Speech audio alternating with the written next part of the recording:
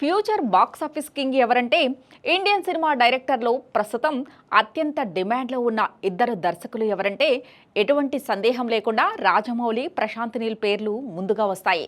వీరిద్దరు సినిమాలు బాక్స్ ఆఫీసును తుడిపేసే స్థాయిలో ఉంటాయి. అయితే వీరి సినిమా మేకింగ్ స్టైల్, మార్కెట్లో వీరి బిజినెస్ స్ట్రాటజీ చూస్తే ఎవరు టాప్ పొజిషన్లో ఉంటారు అంటే ఆసక్తికరమైన విశ్లేషణ అవసరం. రాజమౌళి ప్రతి సినిమాను అద్భుతమైన స్కేల్లో ప్లాన్ చేస్తారు. ఆయన మేకింగ్ స్టైల్ హాలీవుడ్ స్థాయిలో ఉంటుందని RRR రిజల్ట్ ద్వారా నిరూపితమైంది. ఇప్పుడు మహేష్ బాబుతో చేస్తున్న సినిమా సొంత మార్కెట్ను మించి ఇంటర్నేషనల్ బిజినెస్కు మార్గం సుగమం చేస్తోంది. ఈ సినిమాకు 1000 కోట్ల బడ్జెట్తో రూపకల్పన జరుగుతున్నప్పటికీ దీని బిజినెస్ 2000 కోట్లకు పైగా ఉండే అవకాశం ఉంది. అంతేకాదు హాలీవుడ్ మార్కెట్ని దృష్టిలో పెట్టుకుని ప్లాన్ చేయడం వల్ల 3000 కోట్ల వరకు రెవెన్యూ అందుకునే ఛాన్స్ కూడా ఉంది.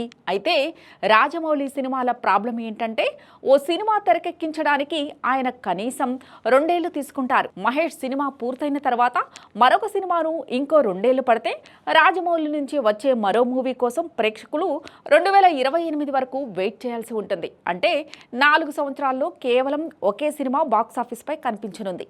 Prashanth Neel speed and strong business. Prashanth నీల్కు రాజమౌళిలా భారీ బడ్జెట్ పెట్టి 4 ఏళ్లు తీయటం అన్నది అలవాటు కాదు. ఆయన సినిమాలు బడ్జెట్ పరంగా 300 నుంచి 400 కోట్ల రేంజ్లోనే ఉంటాయి. కానీ కలెక్షన్లు మాత్రం 1000 నుంచి 1500 కోట్లకు వెళ్లేలా ఉండటం విశేషం.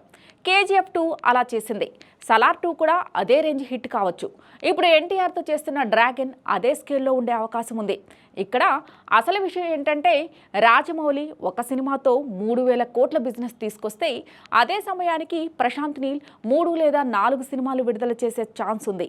అంటే ఒక్కో సినిమాతో 1000 కోట్లు మినిమం బిజినెస్ చేసి మొత్తంగా 3000 నుంచి 4000 కోట్ల వరకు బాక్స్ ఆఫీస్ బిజినెస్ చేయగలరు.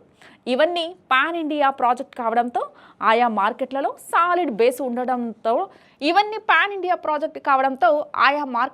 సాలిడ్ బేస్ ఉంటుందనడంలో సందేహం లేదు.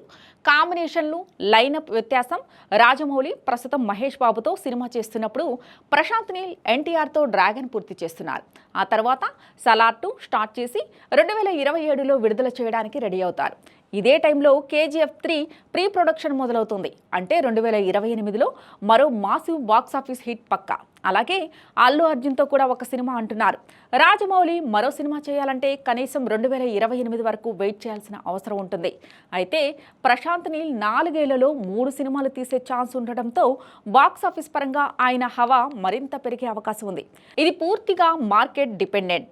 లాంగ్ టర్మ్లో రాజమౌళి తీసే ప్రతి సినిమా బిగ్గెస్ట్ బ్లాక్ బస్టర్ అవుతుంది. కానీ షార్ట్ టర్మ్ బాక్స్ ఆఫీస్ రేస్లో ప్రశాంత్ని లీడ్ తీసుకునే అవకాశం ఉంది. ఎందుకంటే రాబోయే 4 ఏళ్లలో రాజమౌళి ఒక సినిమానే తీస్తే ప్రశాంత్ని 4 సినిమాలు తీస్తాడు.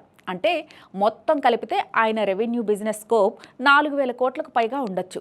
ప్రశాంత్ నీల్ ఇప్పుడు మరింత వేగంగా సినిమాలను పూర్తి చేసేలా ప్లాన్ చేసుకుంటున్నారు.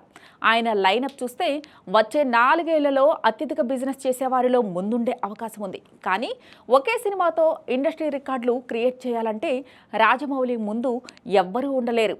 ఇద్దరు వేరువేరు స్టైల్ బిజినెస్ పాయింట్లలో రియలిస్టిక్ వ్యూహాలతో ముందుకు సాగుతాయి. మరి తుదికి ఎవరు నెంబర్ 1 అని డైరెక్టర్గా నిలుస్తారో వేచి చూడాలి.